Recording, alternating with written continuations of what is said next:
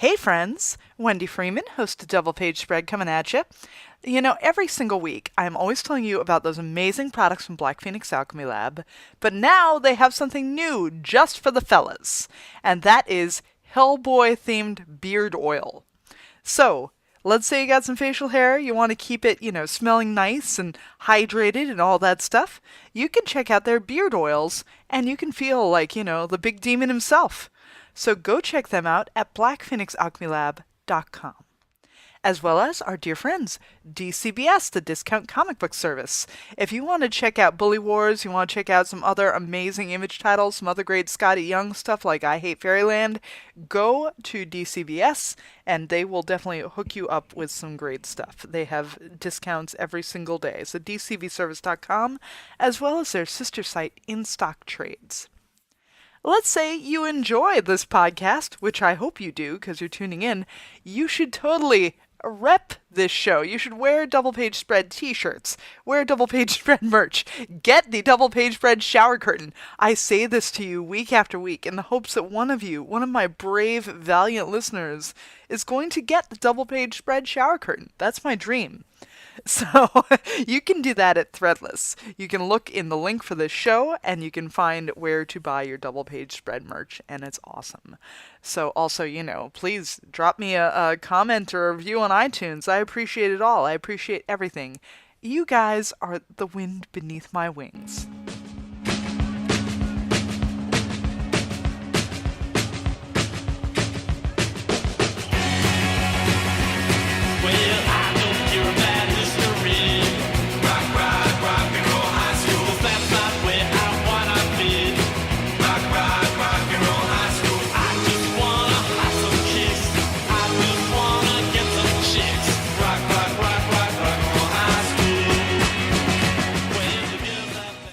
Hey there, welcome back to Double Page Spread, and I'm your host, Miss Wendy Freeman. And I'm joined tonight by the incredible artist, Mr. Aaron Conley. How you doing? Doing good. How about you? I'm doing great. Now, you have a comic from Image that's with Skottie Young called Bully Wars, and you just released the trade paperback of that about a month ago, yeah? Yes, that's correct. Yay! So let's talk about Bully Wars. What's the brief synopsis that you could give my listeners about that? Bully Wars was kind of like I don't know, sort of a game of sorry, not Game of Thrones. There's so much Game of Thrones talk these days. Like my brain is like lost in that. It's more like it's kind of a mix between Hunger Games and like Diary of a Wimpy Kid. A bully sort of shows up at his a bully and a nerd are just entering high school, and they come to find out when they enter this high school that there's actually a competition to find out who's going to sort of be the best bully and like rule the schools for the next 3 years or whatever, basically. And it just ends up Rufus, the bully that was this bully since middle school, was the big bully for the kids in middle school, ends up sort of having to rethink his whole goals and everything in his life, considering that he's kind of a nerd to the like bullies that are already been ruling this school that he's just entered, Mm-hmm.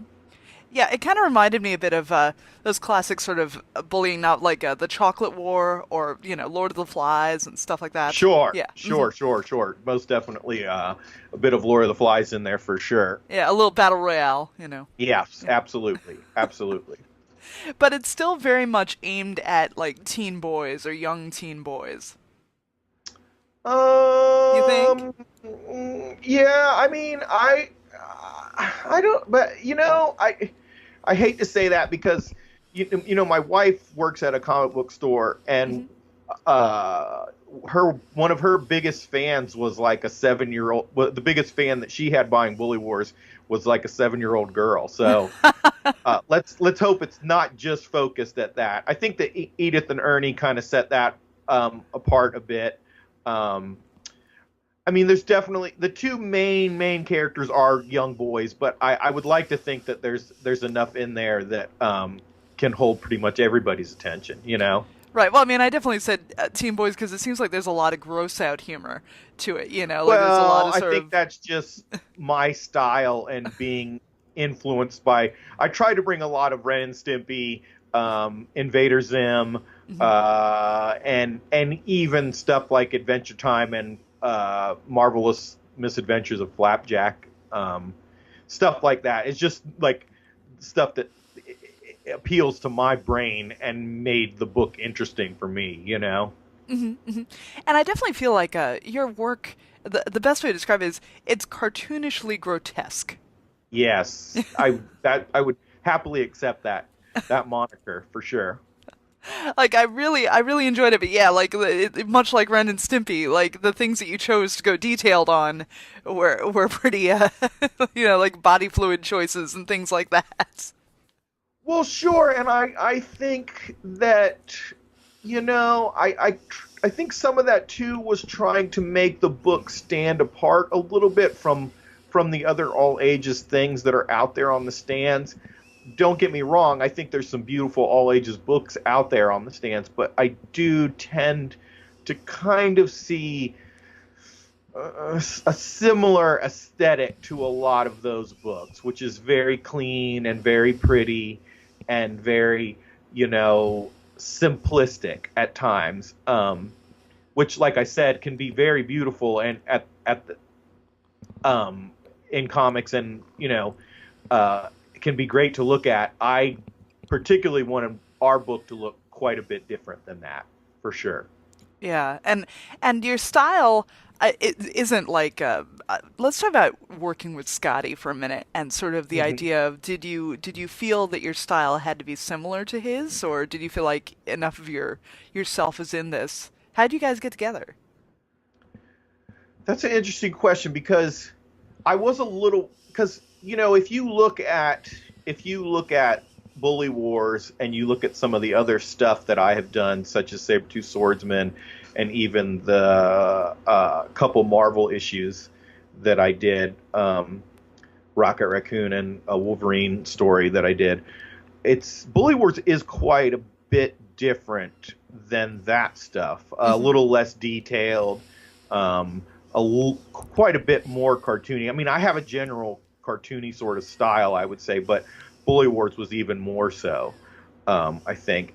And at first, I was a little worried that people would think, "Oh, Aaron's, sort of trying to like not copy Scotty, but like what's the word I'm looking for? So Pull in some of Scotty's fans by sort of adapting his art."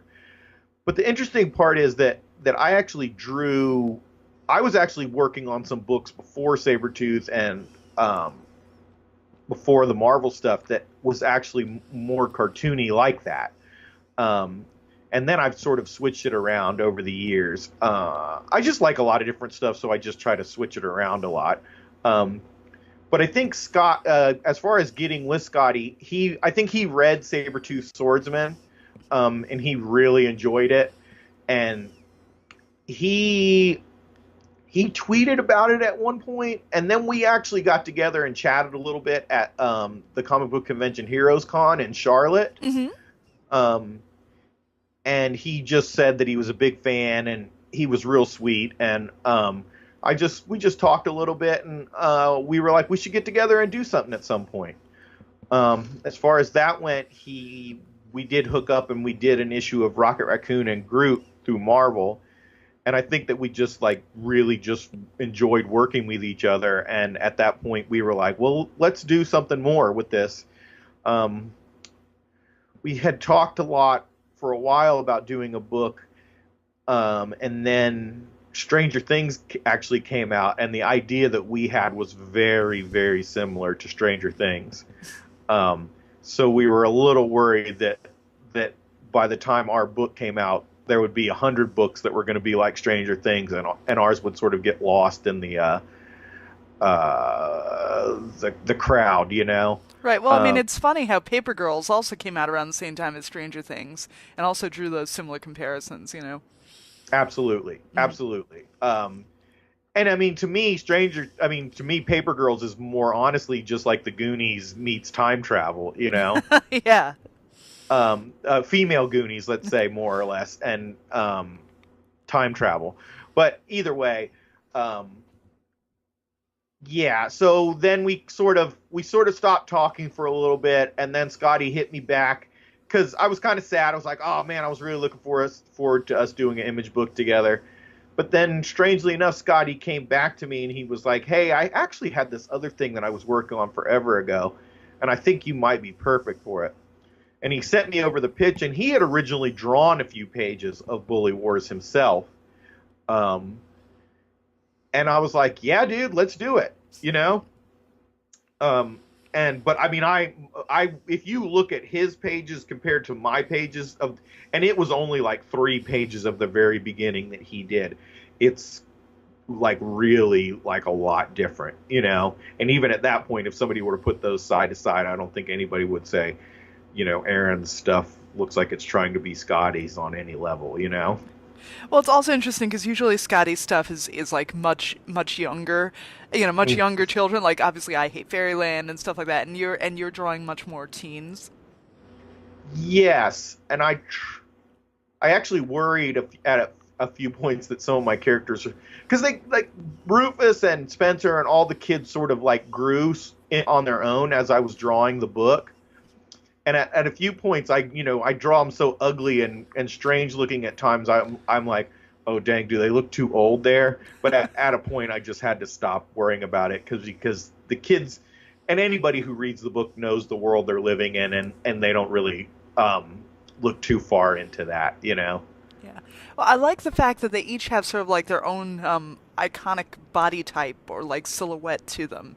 Like you can definitely tell who is who based on their shapes. Even the bullies, like the bullies are all very different. They're not all just big, massive, hulking. Each of them has a different style to them as well. Yeah, that was really actually really important to me to make sure that everything was like that. And it's interesting because when we first started working on designs for the book, I actually was making the characters look way older at that point, even, because I think in my brain I had a little bit of like, my wife's watching Riverdale, and you think about high school sort of dramas, and the actors that play those at a lot of points are like 25 years old. Well, Um, 90210. 90210 is the perfect example. Growing up with right. that, like they all looked like they were 30. Yeah. Yeah, absolutely. And I think that was sort of like in my head a little too much. And then the minute that Skottie sort of came along and was like, Aaron, let's try to make these kids a little younger looking. And it was so strange because the minute that he said that, it sort of freed like my whole mind up. And I, by making them look younger, it actually allowed me to make them more distinct looking too.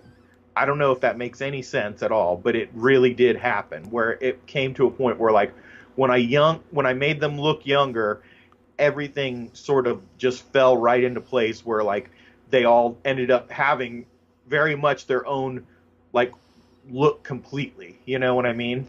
I feel like my perfect example for that, my favorite drawings of young characters is always Power Pack. Oh, And for sure. yeah, and I For think sure. I think that's exactly it too. I feel like because they're younger and they have sort of babyish faces, like they're much more distinct. Yes. Yes. Yeah. Um but that was even a thing that I tried to do with Spencer, even Spencer, and Edith and Ernie, was even though they're young and they sort of have like rounder, lower jaw lines and everything, they're still a lot of my kids, if you look closely at them, they all have receding hairlines, which is sort of strange. And I realized that about halfway through making the book, but I still think they look like kids.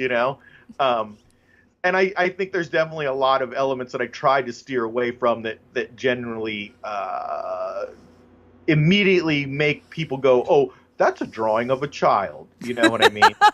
They don't look like Precious Moments figures. Yes, very much so. Yes, thank you. One of the striking things about your work in this book is how many incredible pages you do devoted to like montages and cutaways and like chases and just these large scale pieces that you do. I mean, that's just something I'm like really into, you know. I think it's it's important because it's very much a thing that can sort of only be done in comics, you know? Mm-hmm.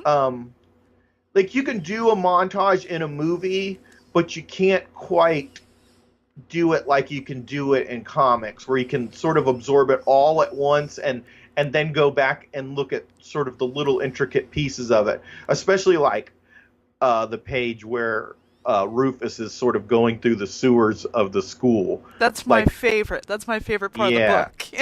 yeah, and I really love doing things like that, and that's very much something to me that, like I said, it's one of the few things that can only be done in comics. You know, you can do sort of similar things in video games, and but really, truly, you can't do something like that in a movie. You know, and I just really try to, when I'm working on a book, I really try to add that extra element of things that really make comics themselves special. You know. So how big are you working when you're doing like a large scale piece like that, a big spread like that? Are you doing this digitally? Or are you doing it? How do you work like that? Um, that page might have been drawn a little bit bigger than most pages, but most of my pages for Bully Wars were actually drawn on 8.5 by 11 pieces of paper, and then I take that and I scan it, and I enlarge it a good bit, to close to 11 by 17, and then I just ink over blue lines on that. So I draw really small because it gives me the ability to draw quicker, and still not over detail, but get a lot of the detail that I want in there. But like I said, quicker. And then when I ink it, it's just once again it just helps to move the whole process like around faster, you know. Hmm. Hmm. Let's talk about these crazy background details. Like so much of what you did, like you really did not skimp on backgrounds. Like there was a lot of lockers and a lot of bedroom stuff, and you really put a lot of design effort into that. Once again, that was sort of a stylistic choice as to uh, kind of just be different than most all ages stuff. You know, you look at old Archie comics, and you know the rooms and the streets and everything is very, very basic. And I think that for a long time, a lot of people have uh, maybe even just to give it a little more love and detail and make it feel lived in, you know. Um, it was just really important to me to make sure that these characters and their world was really fleshed out, you know, and I didn't want it to seem like when you looked at a character walking down the street that it didn't feel like a real street that you could walk down, you know. And it's also the element of, I really like the idea of sort of these cartoonish characters that live in sort of a real world, you know. That's always like really appealed to me on some level, where the characters look really strange and different, but if you look closely at their backgrounds, they sort of look like real backgrounds, you know. Hmm. Hmm. But Even once when again, it's just to give sorry, it's just to no, give a little love, and to just a little extra love to some things that I didn't think that were getting enough love in you know, street scenes, just normal street scenes and clothes and lockers and things like that, you know. well, even the scenes where you didn't draw crazy backgrounds, I feel like the colorist did such a good job. There'd be little color flourishes, like little fades and things. Like definitely the colors contributed so much to your work in this book as well. Yeah, Jean is uh um I don't want to mess up his name, but That's why I didn't say it. yeah, yeah, I don't want to mess up John's name, but um anybody can go out there and research the colorist just on Bully Wars, but his first name is John, and he is just an amazing colorist, and I think he doesn't get enough props in the biz. He should be like on the tops of every color. Wait here, I would like to take a step. So, Eisner, everything, but he really, and it was the first time that I had worked with a colorist like long term like that. So, after the first issue, I began to be able to just trust that he was going to, like, when I chose to not do a background or whatever, because I didn't either think it needed it or just save a few moments of my time every day, I knew that I could trust in him to sort of fill in there or just make it work within the page, and he came along and did that, and just every day when I would get a page back, I would just be blown away and so completely happy. It almost felt like I was looking at another artist's work at times, Mm-hmm, mm-hmm. All right, so Jean-Francois Beaulieu? That's probably pretty close. You probably did it better than I would. Beaulieu, something like that. Beaulieu? I don't. Yeah.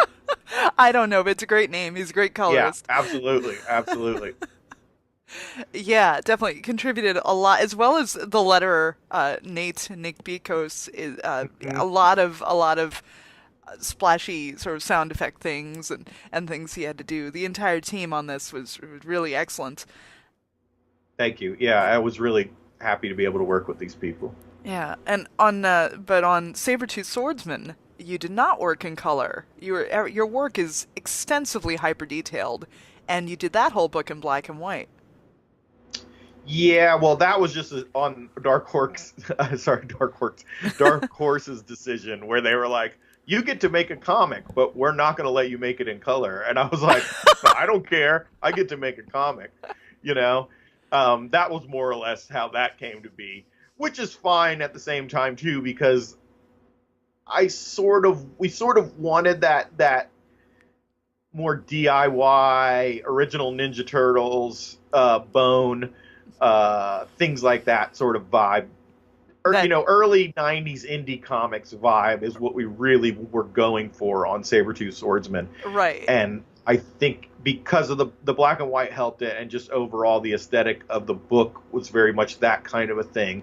So I just think it just worked all over. However, if we could have had a colorist on that book and afforded a colorist, we would have got a colorist. You would have got Jean-Francois. Sure, I didn't know him at that time, but, I definitely have plans in the future to get him to do some Sabertooth color stuff for me. Mm-hmm. Yeah, I'd like to see it re-released. I'd like to see it released and colored. Yeah, maybe one day when they make that cartoon show or movie, right? Yeah, well, you never know. I mean, although, was it like, what I hear last week, like Mouse Guard was dropped. Oh, did they drop that? Yeah, like that has always been rumored and in the pile, and it's always been like on the docket for years. And they finally said they're dropping it. I thought. And my wife just said something to me the other day about how she heard they were making it, and I was like, "Oh yeah, I heard that a while ago." Yeah. Oh, that's too bad. That's too bad. Mm-hmm. I mean, that's one of the perfect sort of all ages cool things that should be animated, but. I know, and I know Bone has made a ton of money through Scholastics, being hooked up with Scholastics and being recolored and over the years, and I still can't believe. I've heard rumor for years about that being made into a movie or TV show or something, and I still have yet to see it, Yeah, what justice in the world is there when there's not a Bone movie? Oh, no, I know. And did you check that Sonic the Hedgehog? Oh! But they're making that, but like we can't get something awesome like Bone or It's so funny because like that Sonic the Hedgehog thing is trying so hard to be like edgy or whatever, and then you've got Detective Pikachu, which is like, oh, Ryan Reynolds being snarky or whatever. It's like, why do we have these weird children's properties that are trying to be fake adult when you have things like Bone or Mouse Guard that are literally mature? And very and Bone sort of like grows like Harry Potter grows. Yes, it's like the kids. You sort of start out on this like goofy sort of like really childish thing at the beginning, but by the end you're like really like, the kids are changing with the book, Mm-hmm. and Mm-hmm. I think that definitely, yeah, something like that. It's just, whew. I mean, at least Detective Pikachu, the CGI looked kind of nice, but whew, that Sonic, I was just like, how does something like this even get made? And Gangster's Paradise. Right. I guess I should be quiet. That company might be coming to me for Sabertooth Swordsman next. I sure wouldn't say no. Right, of course. Until they make Sabertooth Swordsman like some sort of big clunky fursuit thing, and then Oh you God. Right. really ugly Right. CGI. Right. Or they like put him in the real world with cars and stuff. I'll just be like, I'll be crying in my like bag of money. You wouldn't be the first comic creator. Sure. Sure. Uh, so yeah, let's talk about Sabertooth Swordsman. Explain the plot of that. It's basically a book about a guy who gets turned into a big tiger man, um, with a large sword, and for about 105 pages, he just pretty much dismembers monsters. It's super cool. It's very cool, and it's gorgeous, and Thanks. the fights are fantastic, and you can still read it on Dark Horse Digital. Yes. Yeah, and there's actually a Dark Horse last year in February released a second hardcover that reprints the first original hardcover in black and white, but then it also reprints three color stories that we did do for Sabertooth Swordsman in Dark Horse Presents, issues of Dark Horse Presents. We did three different Sabertooth Swordsman stories in there. And the new hardcover that's available now has those three stories reprinted in there too, and some other extra stuff that wasn't in the original hardcover. But that is definitely still available, and if you see me at cons, I'll have a ton of those to sell too. Will you be at Heroes? I am. I'm doing Heroes this year. Yep. Oh, good. I'll have to come by and pick that up. Oh yeah, sounds great. Yep. Yeah, you did an Iron Fist commission for me that I've shared all over the place. I think is gorgeous. Oh, thank you so much. It was a blast to do. Also, speaking of other like weird children, mature adult things, you did a little Nemo story. That's right. I did a one page. I did a one-page story in the big Little Nemo hardcover that they did a few years ago, and that was an absolute honor just to be involved with all those. I mean, at that time, I'd only been in the industry maybe a year or two, and to be involved, with so many like just spectacular artists who had been drawing forever, and to be asked to be involved in something like that was just really special. I feel like Little Nemo really has to up your chops a lot because it involves so many I don't want to say hallucinogenic, but dreamlike sort of panel layouts and fantasy type things that you're doing. Like it pretty much is a guarantee. If somebody is working on Little Nemo, they've got to knock that out of the park. Well, but nobody's ever going to beat Windsor McKay, so No, no. you got to kind of just go in accepting that you're never going to do that. So just kind of, if you get asked to do a tribute to Little Nemo, just go in there and do your own thing, pretty much. That was definitely my way of going into it for sure. How do you approach doing your panel layouts? Like through this and through Bully Wars and through your work, it seems like you're very adventurous in shapes and form. Do you Yeah. thumbnail everything out first, or Yes, so I usually start thumbnailing something when I get a script, just on like half of a piece of paper. Uh, and I just like some of it is stick figures, some of it's a little more fleshed out, um, just depending on where I am in that. But I try not to take more than like a couple hours to like thumbnail a whole issue out, just to get the beats and get the feeling of what's like directly coming from my head. on that on the issue, and I think that's the best way to just have really visual storytelling, and just to be able to tell a great story. I think, you can. I think that most of my little thumbnail pages, you could look back and like tell what's going on in the issue right there, even though some of it is complete stick figures. Um, from there, I usually have those pages sitting next to me every day, and I sort of start a page by just starting to get the characters' facial features or body motions down. And then I take all that and I scan it in Photoshop and arrange it sort of in the page, Then I print that out and I do a tighter pencil over that. And like I said, usually that's about 8.5 by 11. Then I rescan that and print it out bigger on nicer paper and ink from there. Were you always like a little kid who was like always making comics? Not really. No. I love to draw and I've always drawn, but I never was very focused or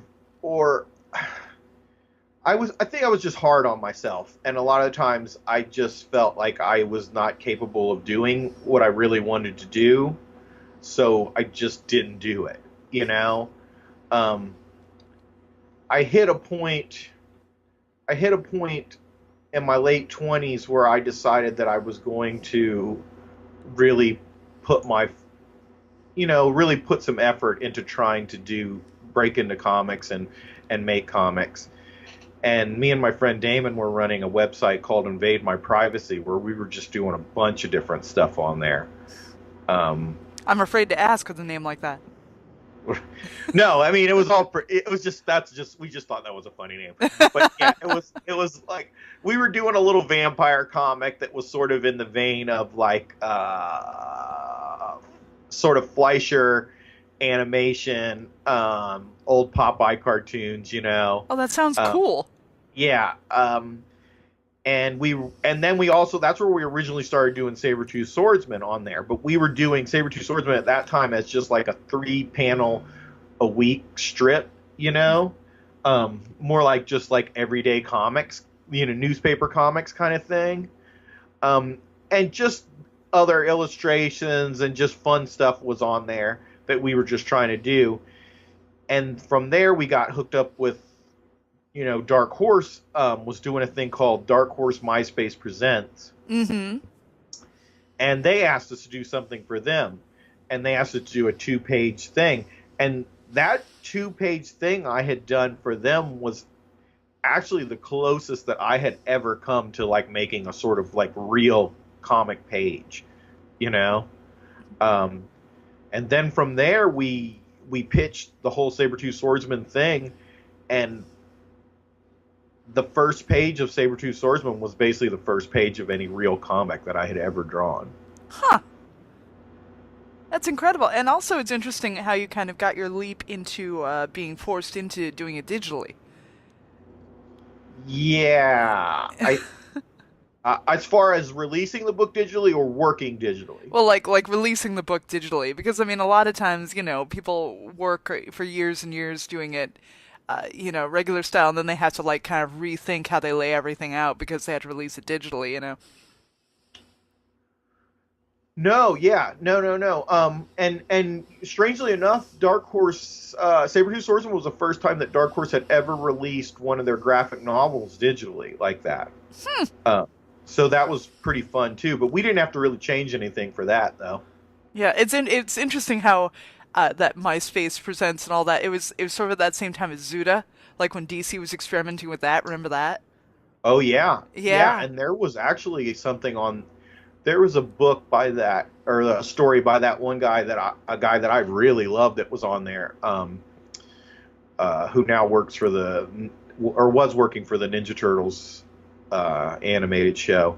But yeah, there was some cool stuff on there for sure. Yeah. And that was kind of for me, that was like a really exciting time as far as like digital comics was going, because I was reading a bunch of different stuff online at that time, and stuff that was like completely different from everything else, and from each other, That's right. Yeah, there was one that was like some sort of swamp goth story that I remember I Yeah, loved. I remember that one. and, I then, remember that one. and there But was like, this one, the one I really liked was like these robot guys that were like racing, but they didn't even hardly look like robots. They looked almost like those old 50s like squeeze things, where the eyeballs pop out when you squeeze them. oh yeah. That's kind of what the robots look like in that strip. And I can't think of his name off the top of my head right now, but it was a really great comic. Really strange. That's awesome. Speaking of strange, so had you done covers for Prophet? How much work did you do with Brandon Graham? I did a cover for them. Mm. I did a page in one of the issues where the what's the character Die Hard is sort of showing Die Hard through the ages. I did one page, and then I did I think 5-page strip with my friend Shannon, who was friends with Brandon Graham. I think they were neighbors actually in Canada, but yeah, we did another like 5-page story in one of the issues. Yeah, so I did a little bit, but not as much as some of those other guys. Right, but I mean, I love that book. I love that book, and I feel like your style is very much. I feel like you're kind of suited to that sort of high concept sci-fi kind of style. Oh, I appreciate that. Yeah. Yeah, I love that book too. I was a huge Brandon Graham fan, and that when that book started coming out, I was like, this is just awesome, And and I'm a big fan of Heavy Metal magazine, and it sort of that book had a very much like, Heavy Metal magazine's sort of sci-fi, A very Mobius kind of. yeah, Yeah. yeah, just all around sort of felt like they could just do whatever the heck they wanted at any point in that book, Yeah, well, I mean, I loved it whenever they'd bring in, like, Old Man Prophet or the different Prophet clones or, like, all the different, like, the weird weapons they had or, like, that gelatinous goo blanket thing he had. Yeah, Like, yes, all that stuff. And then they yes, just kind of launched them even further into space with all the different characters. And, I mean, I think it was the perfect reimagining of early Image that I think I've ever seen. Oh, for sure. Yeah, for sure. And they did a few cool books like right around that time. I was really also enjoying that book that the redo of that Glory character Yes. by Yeah. what's his name? Right.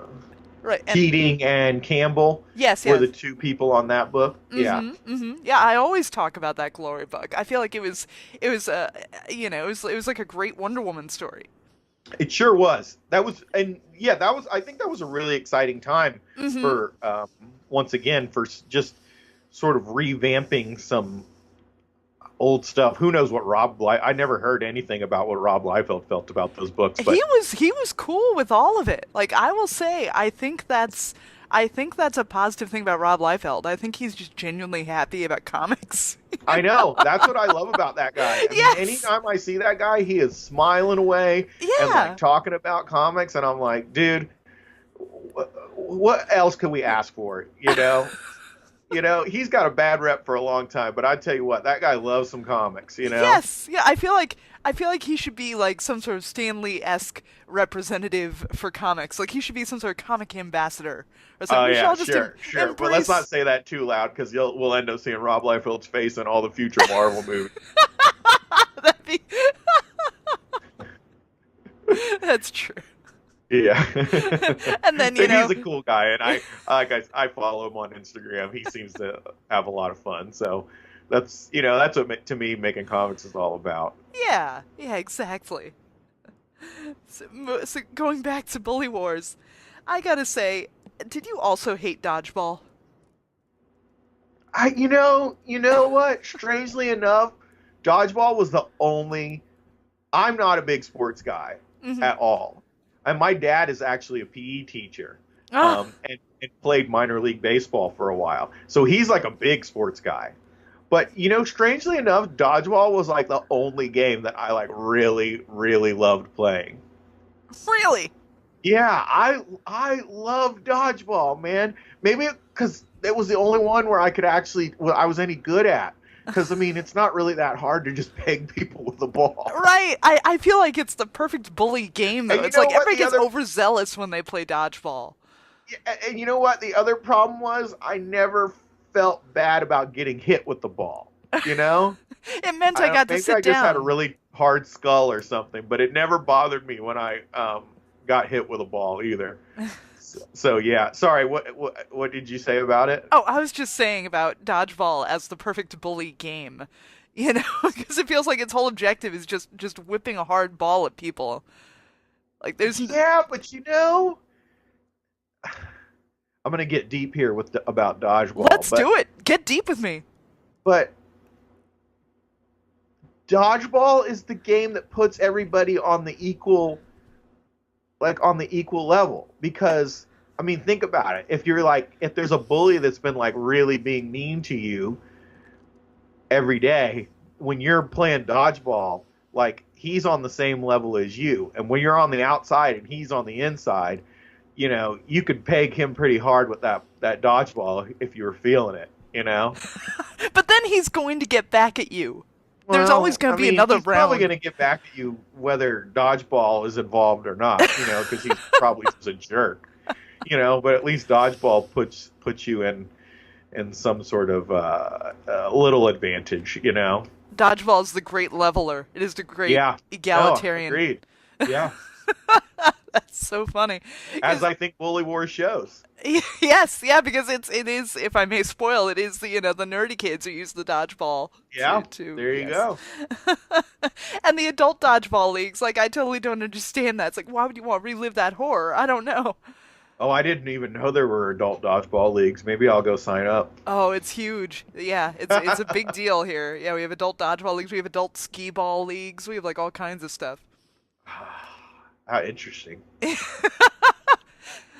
Yeah, so dodgeball, that's crazy. Yeah, I mean, I dig dodgeball. Dodgeball is all right if you ask me. But who would win if you and Skottie were on opposing dodgeball teams? Do you think you could beat him? I don't. His arm's a little longer. He's a lot taller than me. He might beat me, but I might be able to dodge his balls a little better. Maybe. That's all I can think of. You might be a better strategist. Yeah, maybe. Who knows? Who knows? I can't say for sure.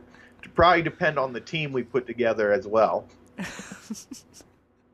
That I'd like to see. Some sort of comic creator dodgeball team. Yes, who would that get would be picked. fun for sure. That needs to be set up. Have you guys been focusing on getting this into school libraries and stuff? Yeah, I've actually got a lot of feedback from teachers and stuff like that I think it's already happening. That's sort of Image's gig. They do a lot of that kind of stuff, and there has been a little bit of talk of maybe Scholastic's picking it up. Mm-hmm. But I mean, that's still like in the air. So you never know what could happen with it. But like I said, I'm already getting a lot of feedback that a lot of teachers are using it to sort of teach with, and like I said, that's more or less Image's marketing gig when it comes to that, because of course we can do only so much, me and Skottie, where we have like other stuff that we're just working on, where it comes to a point where you're just like, I got to get moving on this other stuff. Well, it's interesting to me, like C2E2 has such a library presence. Like they do a lot of things for librarians and have all these panels for librarians and stuff. And so I do feel like there's definitely some sort of crossover with the convention scene and trying to. Oh, sure. I appeal to didn't know that at all. Mm-hmm. And had I known that, I might have tried to get involved in that a little bit more. But there's always next year. Yes. Yeah, absolutely. You're always welcome back. Yeah. It's also interesting to me, the idea of how bullying has changed. Like, obviously, this book does not at all deal with the concept of cyberbullying, but that seems to me like that's the more prevalent, the more prevalent bullying form. Yeah, no, I don't even think I even drew a cell phone in the whole book, which was Yeah. cool. I'm glad that Skottie did not write that into the script. I think we wanted to be a little more timeless, you know. Um, Man, I mean, cyberbullying, I can't even touch on that stuff because I don't deal with it, but I'm sure that is absolutely terrible for some people, you know. Oh, Um, absolutely. Yeah, I mean, we didn't have that. We didn't, you know. I just recently audiobooked a book called So You've Been Publicly Shamed, and some of the stuff in there is like, whew, whew, you know. Is that what you do? Do you read audiobooks or you listen to I audiobooks? I listen to a lot of audiobooks, yeah. Mhm. I listen to a lot of podcasts. I listen to a lot of audiobooks while I'm drawing. Um, it's nice to feel like you're you're you're learning on two levels, you know. Yes. Mm-hmm. I'm Mm-hmm. I'm hopefully every comic page I draw I get a little bit better, and also I'm listening to books and podcasts that hopefully make me a little smarter, you know. Yeah, that's the goal. Yeah, it's nice.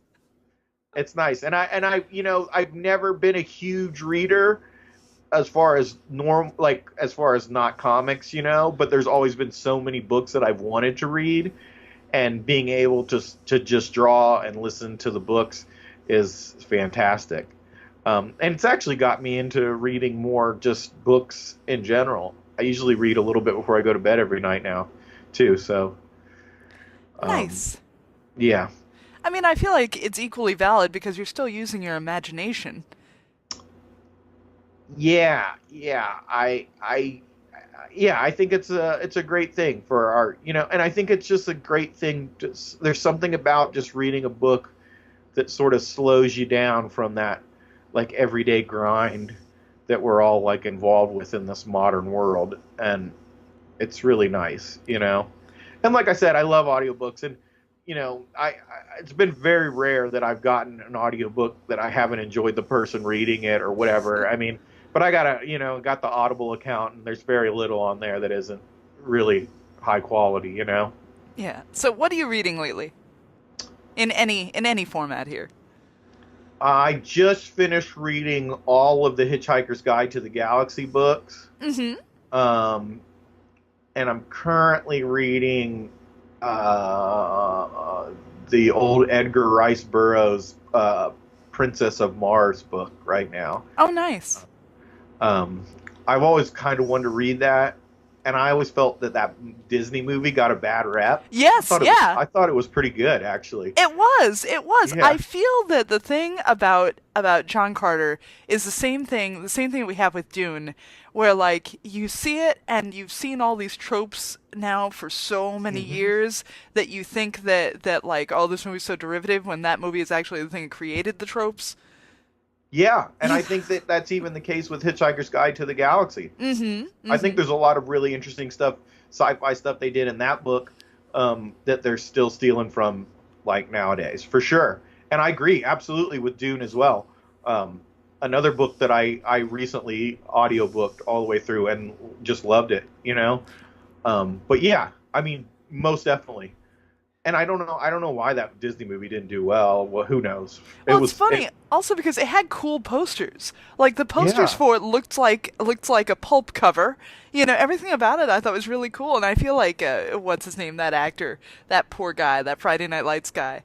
Like, Mm, I we can't. just watched second season of True Detective, and he was on that. Yeah, yeah, that poor guy. Like Yeah. he gets good roles, but somehow, and maybe it's a Friday Night Lights curse because it's the same thing with Adrian Palicki because like she. What was Friday Night Lights? I Oh don't my know about that. God! Oh Was my it a God! TV So show? yeah, so Friday Night Lights was this acclaimed NBC TV show about a high school football team in Texas.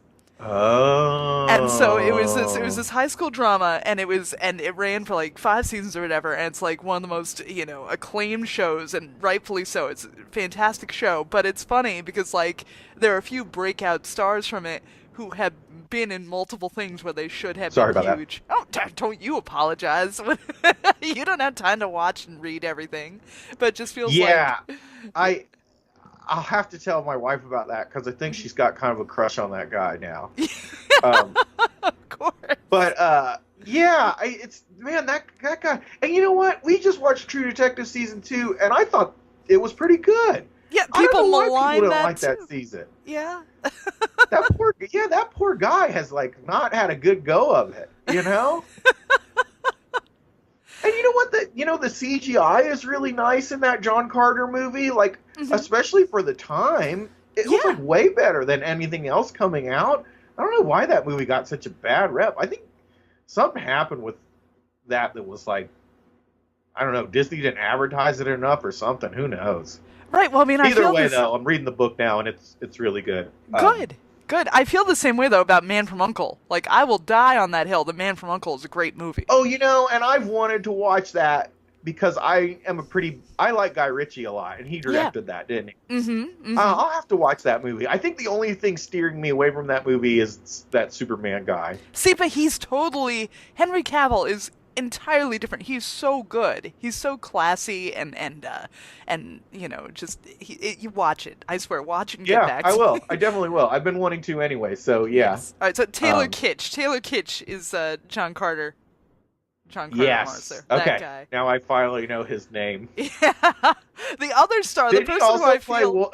You know what? Didn't he also play Gambit? Yes. In that Wolverine movie that everybody hated too. Yes, and he's been like for years wasn't he lined up to be? No, who was supposed to be Gambit in the Gambit movie? I think what's his name was supposed to be in that though. Right, Channing Tatum was supposed to be Gambit, and that's never gotten on. Oh my gosh, I only just learned that like they've now yanked entirely the New Mutants movie. Like there's no date out for it whatsoever. Oh yeah, I think I read the other day that they said that they might put it on the Disney like streaming thing when it starts. But yeah, that one's done. Yeah, you're killing me on that. That's all I've ever wanted. Done. I'm honestly really surprised that Dark Phoenix movie is even coming out, to be honest. Yeah. I can't believe that Disney just didn't can that one, Mm-hmm. I'm not saying it's not any good, but I'm just saying, now that they own those rights that we're going to get a whole new X-Men reboot at this point. Mm-hmm. And hopefully Fantastic Four. Hopefully a good Fantastic Four for once, right? Right. Oh, here we go. So one of the other actors on Friday Night Lights, the one who I feel has had the most success, is Jesse Plemons, who's that kid who looks like a kind of a chubby Matt Damon.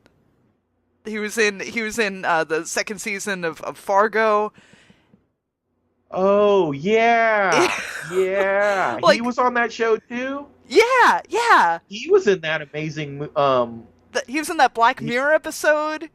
Yeah, he was but like he was in that P.T. Anderson movie, The Master. Yes, yeah. I like him, and I think that second season of Fargo is amazing. Mm-hmm. Yes, he's a goofy looking little guy though, isn't he? But yeah, I've never seen him. I haven't seen him in anything bad though. I don't think. Yeah, he was in the last season of Breaking Bad. He was in Breaking Bad. Sure was. That's right. That's right. He's had a pretty good go of it, as opposed to the other guy, huh? Right, and the other guy is so handsome, and Jesse Plemons is a weird-looking guy. Right. Very strange. Very strange. Very strange. Just goes to show. I guess handsomeness can't get you everywhere, Sometimes the nerds win. There you go. In Bully Wars and on Friday Night Lights. There you go. All right, so do you want to wrap it up? Where can we find you on social media? Now, you're repped by Felix Comic Art.